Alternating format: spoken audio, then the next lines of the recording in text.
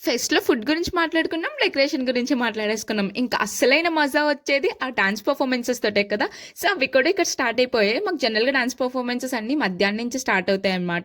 So, once stage ఎక్కగానే కింద చూడండి ఎంత ఎనర్జీతో డాన్స్ వేస్తున్నారో.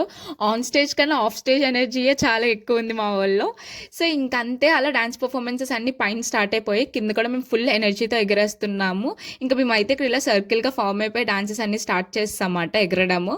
ఇంకా ఫుల్‌గా కాళ్ళ నొప్పులు వచ్చేసాయి. ఇంతలో సాంగ్ ఆపారు. ఏంటా అని చూస్తే అప్పుడు స్టార్ట్ అయిందండి ఈ క్లాసికల్ డాన్స్. నిజంగా చాలా బాగా చేసింది ఆ అమ్మాయి. ఆ ఫైర్ వర్క్స్‌తో చేయడం అంత ఈజీ కాదు. ఇంకా వెస్టర్న్ చేసినా సరే స్టేజ్ పైన వాళ్ళ గోల వాళ్ళది, కింద మా గోల మాదే అన్నట్టు ఉంటాం. బట్ క్లాసికల్ సాంగ్ ఎప్పుడైతే స్టార్ట్ అయిందో అందరూ ఇంకా స్టేజ్ వైపు చూస్తూనే ఉండిపోయారు. అంత బాగా చేసింది. అది కూడా పౌర్ణమి మూవీలో సాంగ్ చేసిందనమాట. ఇంకా మా కళ్ళన్నీ స్టేజ్ పైనే ఉన్నాయి.